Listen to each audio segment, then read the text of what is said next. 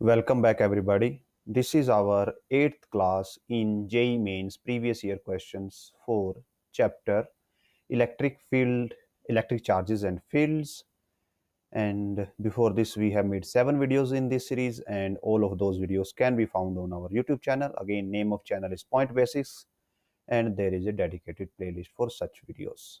We have also started similar series for NEET previous years, so you can go to our channel and can also find those videos out.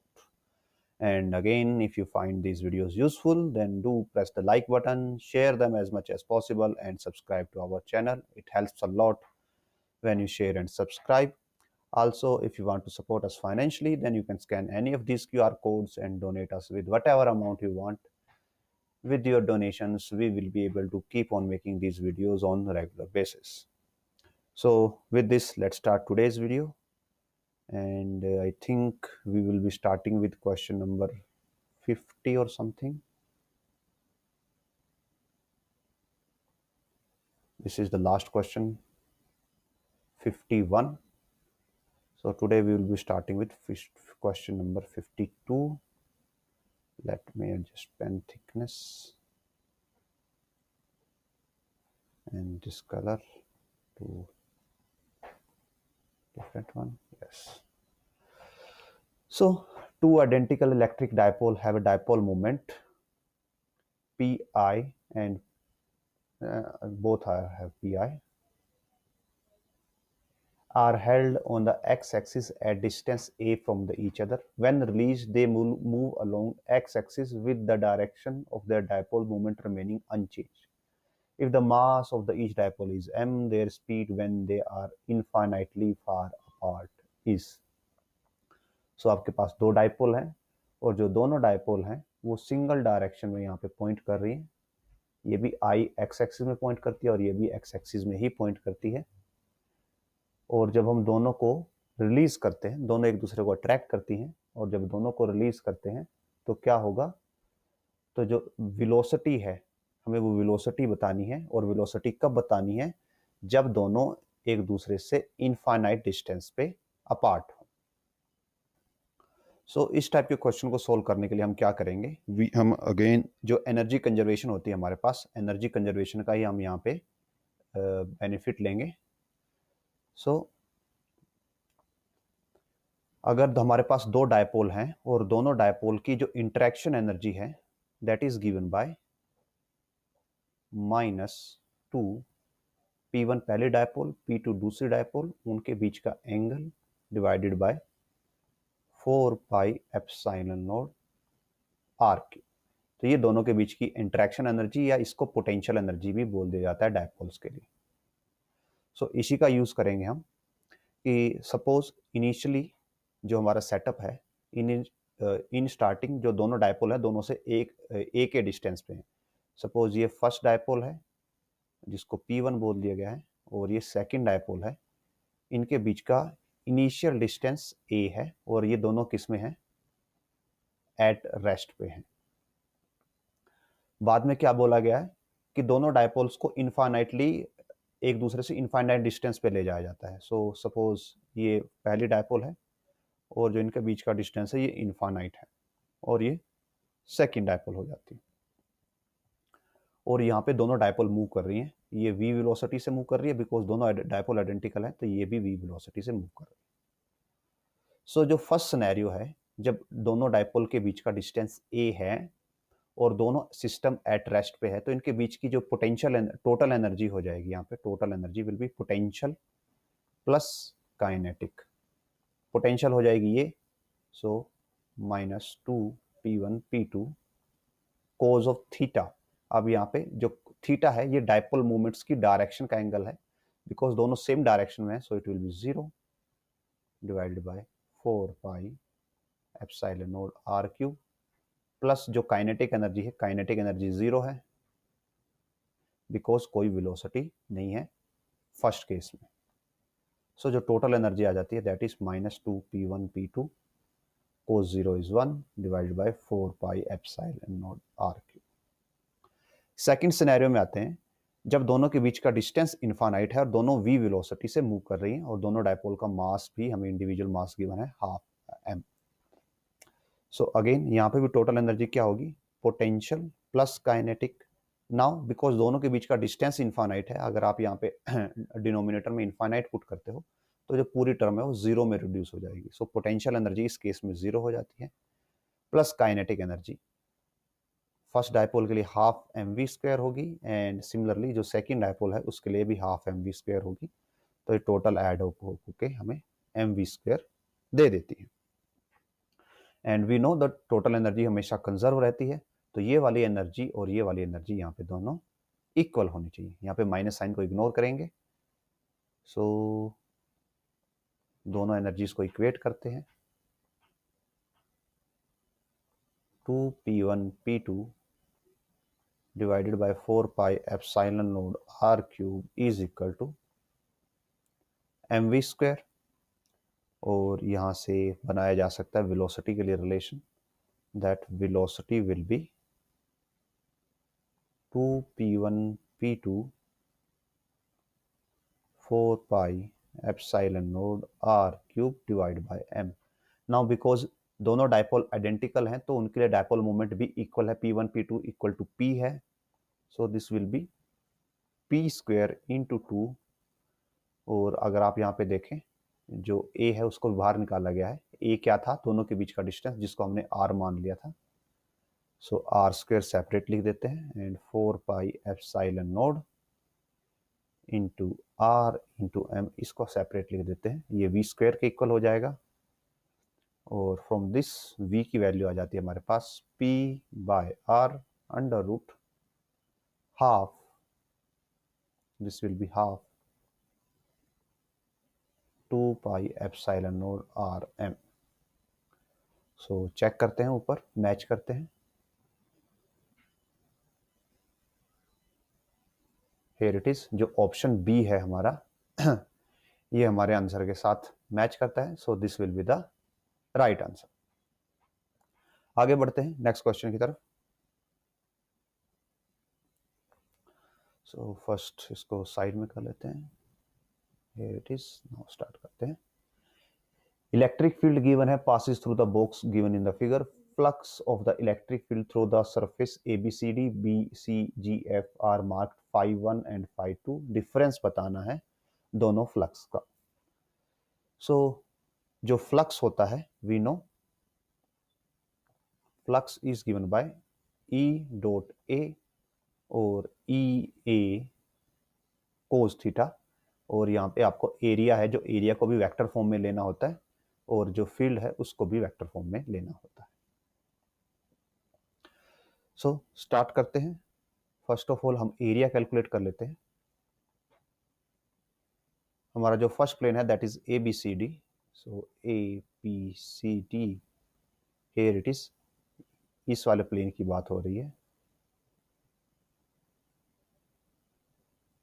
सो इस plane के लिए जो area होगा हम easily देख सकते हैं कि जो इसके लिए AD है, AD की लेंथ यहाँ पे 2 है, और जो DC है, DC की लेंथ यहाँ पे 3 है।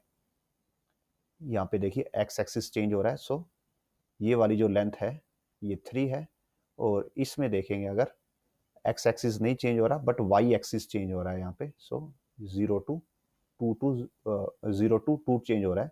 सो इसकी लेंथ 2 है। सो जो एरिया हो जाएगा that will be 2 into 3 is equal to 6। और बिकॉज यहाँ पे एरिया वेक्टर लेना है तो या तो एरिया आपका आउटवर्ड होगा या एरिया इनवर्ड होगा। मीन्स या तो जेड एक्सिस में, पॉजिटिव जेड एक्सिस में जाएगा या नेगेटिव जेड एक्सिस में जाएगा। बाय डिफॉल्ट हम इसको आउटवर्ड माना जाता है, बिकॉज फील्ड भी आउटवर्ड है तो एरिया को भी आउटवर्ड माना जाता है। So this will be 6K meter square. Now दूसरे वाला भी एरिया निकाल लेते हैं, that is BCGF। So here it is BCGF। अब हम किसकी बात कर रहे हैं, अभी इस वाले एरिया की बात हो रही है। और इसमें देखा जाए तो जो GF है, GF will be 2, 0 to 2, and जो BF है दैट विल बी 2 अगेन, सो ये हो जाएगा 4, so 2 into 2 4, और ये एरिया भी आउटवर्ड हम मानेंगे, सो इस ये x डायरेक्शन में है, so it will be 4i meter square.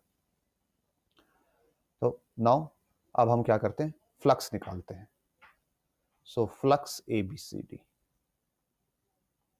Will be, electric field given है हमें 4xi minus y square plus 1 of j dot with 6k। अब देखिए यहाँ पे अभी x और y की वैल्यू पुट करना बाकी था, बट अगर आप ध्यान देंगे ये बिकॉज ये डॉट प्रोडक्ट है, और डॉट प्रोडक्ट में i dot i j dot j ही 1 होता है और k डॉट k ही 1 होता है। यहाँ पे i है तो i डॉट k भी 0 हो जाएगा, j डॉट k भी 0 हो जाएगा, तो ये हमें यहाँ पे देता है 0 फ्लक्स। तो यहाँ पे x और y की वैल्यू पुट करने की जरूरत नहीं पड़ने वाली। सेकंड पे आते हैं, अगर हम phi BCGF, so that will 4xi minus y square plus 1 j dot 4i, और यहाँ पे वैल्यू पुट करेंगे तो i डॉट का i का हमारे पास आएगा, तो this will be 16x and i dot j nothing. So अब हमें देखना है कि जो BCGF है इसके लिए x की वैल्यू कितनी है, और अगर आप देखते हैं कि BCGF यहाँ पे x की वैल्यू कांस्टेंट है, यहाँ भी 3 है, यहाँ भी 3 है, यहाँ भी 3 है और यहाँ भी 3 है, so this will B 16 into 3 और 48, तो ये आ जाता है हमारे पास 5.2, और दोनों का डिफरेंस निकालना था, 5.1 माइनस 5.2 निकालना था, so 0 minus 48 will be equal to minus 48, so यहाँ पे आंसर आ जाएगा माइनस 48। आगे बढ़ते हैं नेक्स्ट क्वेश्चन की तरफ। So in finding electric field using Gauss law the formula q enclosed, ये है यहाँ पे क्यू एनक्लोज्ड का मीनिंग है कि जो चार्ज जो आपने सरफेस लिया है, गॉसियन सरफेस लिया है, उसके अंदर कितना चार्ज है, by epsilon naught A is applicable. In this formula, epsilon node is primitive free space, A is the area, Q is the charge enclosed in the Gaussian surface. This equation can be used which of the following situation? Only when Gaussian surface is equipotential surface, और and ये शायद B यहाँ पे आएगा,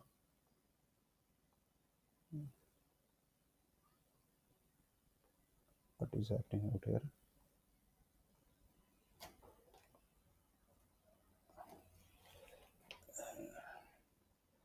यहाँ पे B लिखा जाएगा।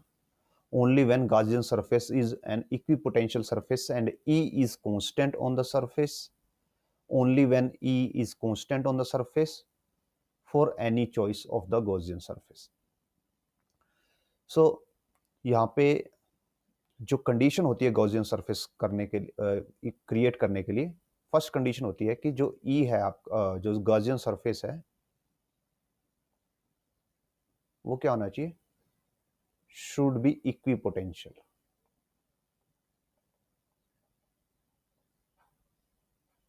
नाउ अभी आपको ये लग सकता है कि अगर वो इक्विपोटेंशियल है तो ई भी कांस्टेंट हो जाएगी, सो देन ऐसा नहीं होता। इक्विपोटेंशियल मीनिंग का मीनिंग ये नहीं होता है कि ई कांस्टेंट है आपका। इक्विपोटेंशियल का मीनिंग होता है कि सपोज कीजिए ये आपका यहाँ पे चार्ज है, सो इसके अराउंड एक ऐसा सरकमफ्रेंस या ऐसा सरफेस जिस पे पोटेंशियल इक्वल हो। अब हम क्या कर सकते हैं, इसके अराउंड एक और नया गॉसियन सरफेस बना सकते हैं, और ये बोल सकते हैं कि जो आपका ब्लू है, कि सपोज ब्लू पे जो पोटेंशियल है दैट इज 2 वोल्ट्स, और जो ये ऑरेंज है इस पे सपोज पोटेंशियल इज 3 वोल्ट। तो जब आप 2 से 3 वोल्ट पे मूव करोगे, so electric field depending upon कि जो आपका गॉसियन सरफेस है उसके बीच का डिफरेंसेस कितना है, ऑन दैट बेसिस आप ये नहीं बोल सकते कि इलेक्ट्रिक फील्ड कांस्टेंट रहेगी, बिकॉज जो इलेक्ट्रिक फील्ड होती है that is given bye minus dV/dr। तो यहाँ पे ये डिपेंड करता है कि आप कितने डिफरेंस पे और कितने पोटेंशियल के चेंज पे इक्विपोटेंशियल सरफेसेस क्रिएट कर रहे हो। तो जो ओनली कंडीशन ये है दैट कि जो गॉसियन सरफेस है वो क्या होना चाहिए, इक्विपोटेंशियल होना चाहिए। ई कांस्टेंट होना कोई कंपलसरी नेसेसरी चीज नहीं है। So that will be the answer. Now shown in the figure is a shell made of a conductor. It has an inner radius A, outer radius B, carries charge Q. At its center is a dipole P. Center पे dipole है. In this case, surface charge density of the inner surface is uniform and equal to this. यहाँ पे हमें options दिए गए हैं. Now हमें basically ये ऑलरेडी पता है कि जो डायपोल है, डायपोल किसकी बनी होती है? पॉजिटिव एंड नेगेटिव चार्ज की बनी हुई होती है. एंड सपोज कीजिए यहाँ पे एक डायपोल नहीं होती, यहाँ पे हमारे पास ओनली पॉजिटिव चार्ज होता और इस चार्ज का अमाउंट होता क्यू. तो यहाँ पे क्या होता, बिकॉज ये एक थिन शेल है, एक शेल है, तो यहाँ के जो इनर सरफेस है, इनर सरफेस पे negative equal negative charge induce होता और जो आउटर सरफेस है उस पे इक्वल पॉजिटिव चार्ज इंड्यूस हो जाता बैलेंस करने के लिए. और सेम अगर यहाँ पे हम एक नेगेटिव चार्ज और रख दें कि सेंटर पे एक और नेगेटिव चार्ज है माइनस क्यू, तो इस माइनस क्यू चार्ज का अपोजिट पॉजिटिव क्यू चार्ज यहाँ पे इंड्यूस होगा और नेगेटिव क्यू चार्ज यहाँ पे आउटवर्ड इंड्यूस हो जाएगा. और आप ये देख सकते हैं जो पॉजिटिव और नेगेटिव है ये मिलके क्या बनाएंगे? एक डायपोल बनाएंगे. और ये पॉजिटिव और ये नेगेटिव चार्ज एक दूसरे को कैंसिल कर देंगे. तो इन शॉर्ट जो इनर सरफेस है उस पर कोई चार्ज इंड्यूस नहीं होगा एंड सिमिलरली जो आउटर सरफेस है उसके ऊपर भी कोई नेट चार्ज इंड्यूस नहीं होगा due to dipole. So dipole की वजह से तो कोई चार्ज इंड्यूस नहीं हो रहा, ना इनर पे ना ही आउटर पे. और आउटर पे ये बोला गया कि आउटर पे ऑलरेडी प्लस क्यू चार्ज है. तो अगर इनर सरफेस पे कोई चार्ज नहीं है तो उसकी कोई चार्ज डेंसिटी भी नहीं होने वाली और ऑप्शन ए हमारा यहाँ पे बाय डिफॉल्ट रॉन्ग हो जाता है. Now surface charge density of outer surface depends upon P. तो ऐसा भी नहीं होने वाला बिकॉज पी एक डायपोल है और उसकी वजह से जो नेट चार्ज आउटर सरफेस पे इंड्यूस होगा वो भी जीरो है बिकॉज इनर वाला भी जीरो है. तो ऑप्शन सी भी कैंसिल हो जाता है. सरफेस चार्ज डेंसिटी आउटर की सिर्फ किस पे डिपेंड करेगी? जो उसको ऑलरेडी उसके पास चार्ज गिवन है. एंड ऑप्शन डी देखें, surface charge density on the inner surface of the shell is zero everywhere.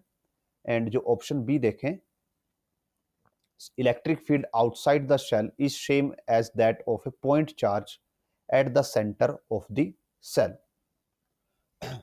Now coming to option B and D.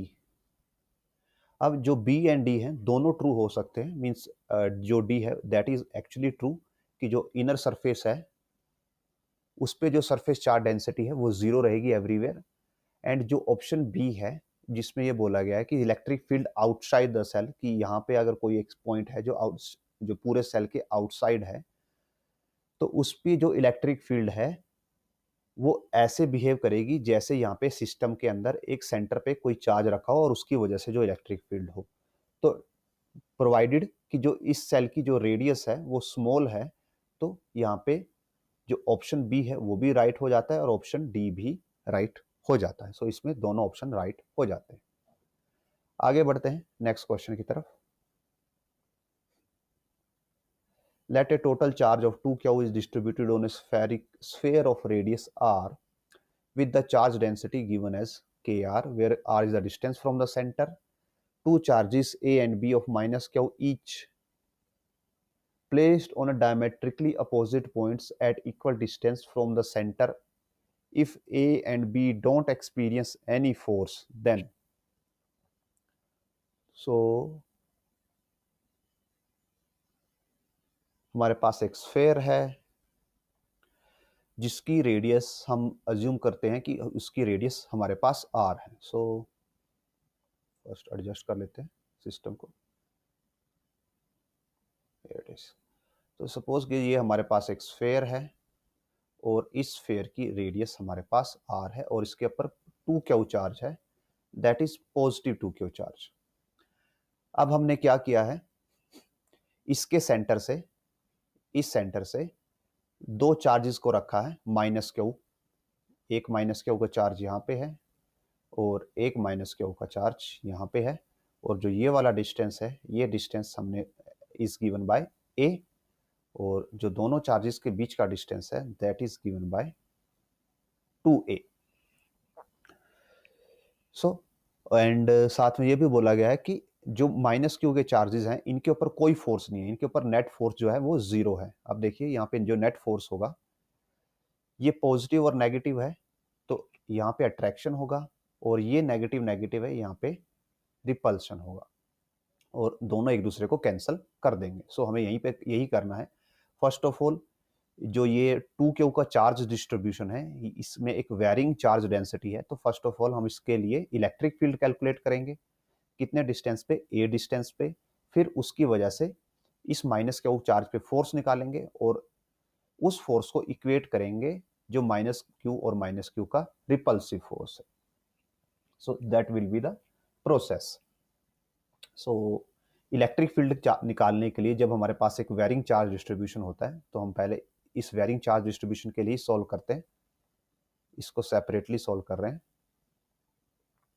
कि सपोज कर लीजिए ये हमारा शेल है जिसकी रेडियस r है, और इस टाइप के क्वेश्चंस को सॉल्व करने के लिए हम क्या करते हैं, इसके अंदर एक स्मॉल एलिमेंट कंसीडर करते हैं, और उस स्मॉल एलिमेंट की थिकनेस जो हमारे पास होती है that is given bye dr। सो ये डिस्टेंस हमने r ले लिया, जो थिकनेस है उसको dr ले लिया, और जो रेडियस है दैट इज कैपिटल R। तो यहाँ पे जो dv हो जाती है volume of small element that is given bye 4 pi r square dr, and जो d क्या होता है charge on small element that is charge density kr है इंटू 4 पाई r स्क्वायर dr। ये हमारे पास चार्ज डेंसिटी आ जाती है, और इसका यूज करके व्हाट वी कैन फॉर्म, यहाँ से हम इंटीग्रेट करके टोटल चार्ज निकाल सकते हैं। अगर इसको इंटीग्रेट करते हैं तो ये साइड भी इंटीग्रेट होगी, और इसको इंटीग्रेट करके हमें क्या मिलता है, क्यू नेट, जो टोटल चार्ज होगा सिस्टम के ऊपर, और वो हमें ऑलरेडी गिवन है दैट इज 2Q। जो ये स्फेयर है इसके ऊपर का टोटल चार्ज 2Q है, और जब इसको इंटीग्रेट करेंगे तो 4 पाई k तो एज इट इज रहेगा, और हमारे पास ये बनेगा r क्यूब dr, तो इसका इंटीग्रेट करके r4/4 मिलता है हमें, और क्यू नेट की वैल्यू हमारे पास 2Q है। So 2Q is equal to 4 pi k r4/4। Yes, 4 से 4 कैंसिल हो जाएगा, और यहाँ से k की वैल्यू आ जाती है, k comes out to be 2Q by pi r4। So हमारे पास k की वैल्यू आ गई, इस k की वैल्यू का यूज हम आगे इलेक्ट्रिक फील्ड निकालने के लिए करेंगे। सो ये जो चार्ज है, ये जो चार्ज डिस्ट्रीब्यूशन है इसका टोटल चार्ज 2Q है, और उसमें जो k है जो हमें यूज करना होगा चार्ज डेंसिटी में वो भी हमें यहाँ पे पता है। सो अब आगे क्या करते हैं, हम इस चार्ज डिस्ट्रीब्यूशन की वजह से a डिस्टेंस पे इलेक्ट्रिक फील्ड निकालते हैं, और वो हम कैसे निकाल सकते हैं, उसके लिए हम क्या करेंगे, यहाँ पे गॉसियन सरफेस फॉर्म कर लेंगे कि एक ऐसे हमने a रेडियस का गॉसियन सरफेस बना लिया, और इस गॉसियन सरफेस में जो total charge inside this Gaussian surface है दैट इज 2Q। अभी ये माइनस क्यू को इंक्लूड नहीं करना, बिकॉज अभी हम माइनस क्यू के लिए इलेक्ट्रिक फील्ड नहीं निकाल रहे, हम 2Q के लिए इलेक्ट्रिक फील्ड निकाल रहे हैं कि जो 2Q का चार्ज है इसकी वजह से इस डिस्टेंस पे कितनी इलेक्ट्रिक फील्ड होगी। सो ये जो इलेक्ट्रिक फील्ड होगी that will be given by E dot ds is equal to 2Q by epsilon naught. ये हो जाएगी हमारे पास EA, बिकॉज हम a डिस्टेंस पे निकाल रहे हैं, into 4 pi a square is equal to 2Q by epsilon naught, और यहाँ से EA की वैल्यू आ जाती है, यू कैन कट, इसको हम यहाँ पे 2 पे कट कर सकते हैं। So it will be Q by 2 pi epsilon naught a square, और यहाँ पे हमें EA मिल गया है। समहाउ हम इस k का यूज करना होगा। फर्स्ट हम ऑप्शंस देख लेते हैं।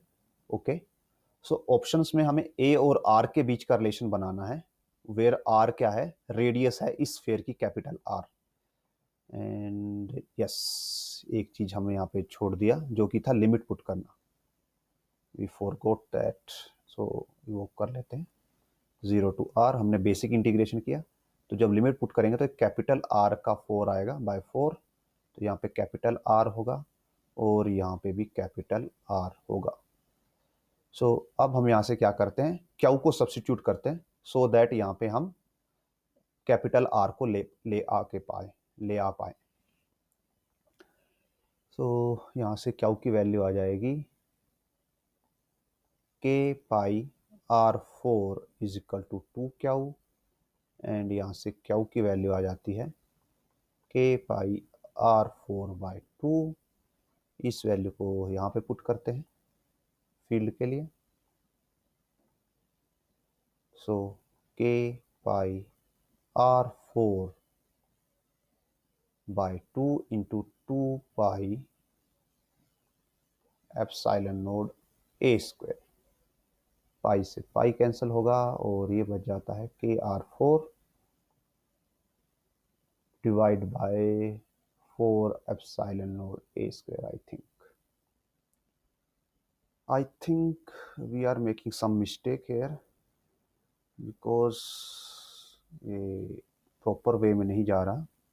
यहाँ पे भी हम क्यू में फंस जा रहे हैं और यहाँ पे भी हम के में फंस जा रहे हैं। सो आई थिंक हमें इसको रीस्टार्ट करना पड़ेगा और स्टेटमेंट समहाउ कंफ्यूजिंग है। ओके, सो इसको हम दोबारा से करते हैं, clearing this page.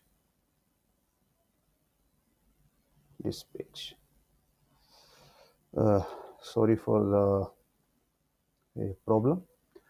Okay, let's start करते हैं अगेन फिर से। पहले हमारे पास ये 2Q चार्ज का एक सरफेस है जिसके पास पॉजिटिव चार्ज है और इसके अंदर r डिस्टेंस पे और dr थिकनेस पे हम एक एलिमेंट, स्मॉल एलिमेंट कंसीडर कर लेते हैं। तो उसके लिए फर्स्ट ऑफ ऑल कैलकुलेशन करते हैं दैट कि इसके लिए जो इलेक्ट्रिक फील्ड होगी या इसके लिए जो चार्जेस हो गए, दैट dv हो गया 4πr² dr एंड d क्या हो जाता है 4πr² dr into charge density that is kr। So integrate करते हैं इसको d क्यू को, that will be up to 0 to r and it is 4πk as it is r³ dr। So q net आ जाता है जो system का, that is given bye 4πk r4/4 और Q net is equal to πk r4 और Q net हमारे पास 2Q है, that is 2Q। So it is πk r4, that is, ये हमारे पास यहां तक सॉल्व हो जाता है। अब हम क्या करते हैं, इस शेल के लिए इलेक्ट्रिक फील्ड हम निकालने जा रहे हैं कि इलेक्ट्रिक फील्ड गॉसियन सरफेस में कितना होगी। तो सपोज करते हैं हम एक x रेडियस का गॉसियन सरफेस लेते हैं, EX dx QX, मतलब कि x डिस्टेंस तक का चार्ज बाय एप्सिलॉन नोड। सो ये हो जाएगा EX 4πx²। Now x distance तक का चार्ज कितना होगा, यहाँ पे हम मिस्टेक कर रहे थे, हम यहाँ पे टोटल चार्ज पुट कर दे रहे थे। हमें यहाँ पे सिर्फ x डिस्टेंस तक का चार्ज पुट करना है, बिकॉज क्वेश्चन में ये क्लियर नहीं है कि जो ये डिस्टेंस a है ये इस शेल के अंदर ही आता है, ये इस शेल के आउटसाइड आता है। हम इसको पहले आउटसाइड लेके सॉल्व करने की कोशिश कर रहे थे, दैट्स वाई हमें प्रॉब्लम आ रही थी। तो लेट मी क्लियर, पहले हम क्लियर कर देते हैं कि मेरा कहने का मतलब क्या है। जो हमारी पहली प्रोसेस थी जिसके अंदर हम क्या मान रहे थे कि ये आपका 2Q चार्ज का शेल है, इसकी रेडियस r है और जो आपके दो चार्जेस हैं -Q के, और जो ये डिस्टेंस a है, ये डिस्टेंस a ग्रेटर देन हम r मान के चल रहे थे। बट क्वेश्चन में ऐसा कहीं पे क्लियर नहीं है। अभी जो हमारी कैलकुलेशन है वो इस सिनेरियो पे बेस्ड है कि ये 2Q चार्ज का शेल है, इसकी रेडियस r है। तो जो ये पॉइंट, ये चार्जेस हैं, ये इसके अंदर भी हो सकते हैं ऐसे, बिकॉज जो ये आपका एक्चुअली शेल नहीं, ये हमारे पास स्फेयर है, ये हमारे पास एक स्फेयर है जो अंदर से सॉलिड है, तो इसके अंदर भी इलेक्ट्रिक फील्ड होगी। और अगर इसके अंदर भी इलेक्ट्रिक फील्ड होगी तो इन चार्जेस को हम यहाँ पे रख सकते हैं, तो इनके इस पे अंदर भी यहाँ पे चार्ज या फोर्स लग सकता है। सो दैट्स वाई अब हम यहाँ पे जर्नल केस लेके चल रहे हैं जहाँ पे हमें नहीं पता कि ये इसके इनसाइड है या आउटसाइड है, तो दैट्स वाई हम x डिस्टेंस के लिए कैलकुलेशन कर रहे हैं, जो कि प्रीवियसली हम आउटसाइड के लिए कैलकुलेशन कर रहे थे, दैट्स वाई हमें प्रॉब्लम आ रही थी। So up to x distance पे चार्ज कितना हो जाएगा, वो चार्ज निकालने के लिए हमें क्या करना होगा, जो ये वाली इंटीग्रेशन है इसको हमें x के लिए परफॉर्म करना होगा। तो दैट विल बी 4 पाई के, और यहाँ पे होगा x4/4, और ये दे देगा हमें charge up to x distance, जो कि हो जाएगा पाई के x4। सो पाई के x4 बाय एप्सिलॉन नोड, और यहाँ से पाई कैंसिल हो जाता है, स्क्वायर से ये 4 की पावर कैंसिल हो जाएगी, तो ई एक्स हमारे पास आ जाती है के x square by 4 epsilon node, I think. Now अब हम यहाँ पे के की वैल्यू पुट कर सकते हैं, जो के हमारे पास यहाँ से आएगा, तो सो के will be 2 Q by pi r4, so this will be 2q into 2q by pi r4 into x square by 4 epsilon node, और इसको कट करेंगे तो हमारे पास आता है Q x square by 2 pi epsilon naught r4, और ये हमारे पास अब जो x है ये depending upon value of x electric field यहाँ पे हमारे पास चेंजेबल है, जो कि प्रीवियसली नहीं हो पा रही थी, जो हमारे पास कांस्टेंट आ जा रही थी।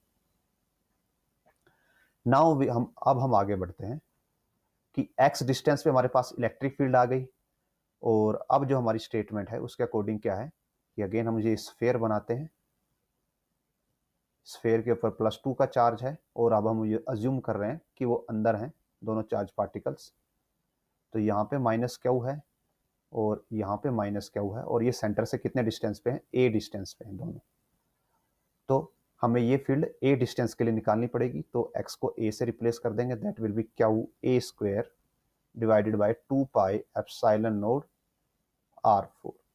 अब इस चार्ज पार्टिकल के लिए देखते हैं कि जो माइनस का चार्ज पार्टिकल है इस पे इलेक्ट्रिक फील्ड की वजह से लगने वाला फोर्स हो जाएगा, that will be q e, so it will be, हम ओनली मैग्नीट्यूड की बात कर रहे हैं बिकॉज हम इक्वेट करेंगे, सो क्यू टाइम्स दिस, और चार्ज क्यू है, so q into q a square by 2 pi epsilon naught r4, और ये इक्वल होना चाहिए किसके, जो दोनों चार्जेस हैं वो एक दूसरे को रिपेल कर रहे हैं उस रिपल्शन के इक्वल होना चाहिए, सो रिपल्सिव फोर्स हो जाएगा Q square by 4 pi epsilon naught into 2a का square, that will B 4a square.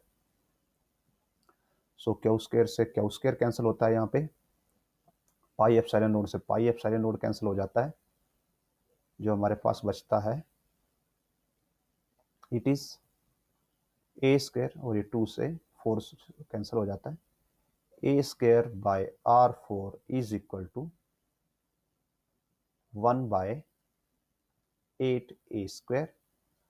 So दोनों साइड का स्क्वायर कर सकते हैं हम, स्क्वायर करते हैं अगर दोनों साइड का, फर्स्ट ऑफ ऑल मल्टीप्लाई कर लेते हैं, सो 8a4 is equal to r4, दोनों साइड का स्क्वायर करते हैं तो 8 का स्क्वायर आई थिंक हमें मिलेगा, और डायरेक्टली हम यहाँ से स्क्वायर रूट ना करें, a4 विल बी 1/8 r4, सो यहाँ से जो a की वैल्यू आ जाएगी दैट विल बी 1/8 पावर 1/4, और साथ में r, या फिर इसको हम लिख सकते हैं further that a is equal to 8 power -1/4 into r, और ऊपर जाके अगर मैच करें अब आंसर को, सो हियर इट इज, ये हमारा ऑप्शन ए के साथ मैच करता है। अभी आपको कुछ को डाउट आ रहा होगा कि हमने यही प्रोसेस क्यों की, हमने इनिशियल वाली प्रोसेस जो स्टार्ट की थी उसको बीच में क्यों छोड़ दिया। सो लेट्स स्टार्ट, अब हम उससे भी सॉल्व करके देखते हैं, और उससे देखिए कि आंसर में क्या डिफरेंस आता है। तो जो चार्ज है, चार्ज तो सेम रहेगा दोनों प्रोसेसेस में, ये प्रोसेस सेम रहेगी, और जो हमारा ये डिस्टेंस है एग्जैक्टली ये भी सेम रहेगा जब x डिस्टेंस के लिए ले रहे हैं।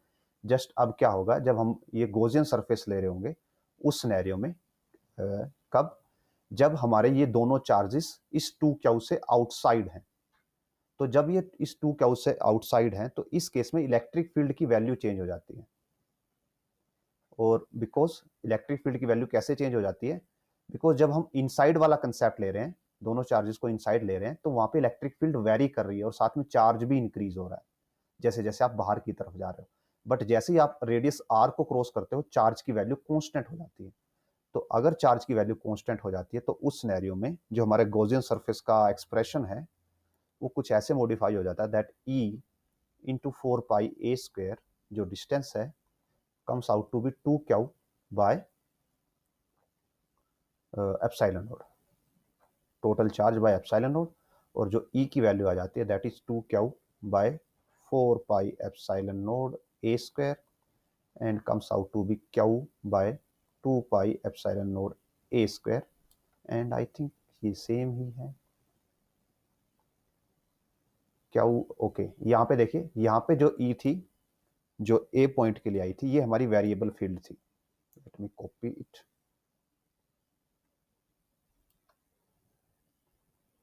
And paste here. तो ये देखिए, ये जो हमारी पहली फील्ड थी ये क्या थी, वेरिएबल थी। और जो ये वाली फील्ड है ये कांस्टेंट फील्ड है। वेरिएबल कैसे थी, जैसे आप ए को इंक्रीज कर रहे थे उसके साथ वेरी कर रही थी, ए के साथ ये इंक्रीज हो रही थी, ये फील्ड इंक्रीजिंग फील्ड थी। और यहाँ पे आप ए को इंक्रीज करोगे तो ये डिक्रीजिंग फील्ड है।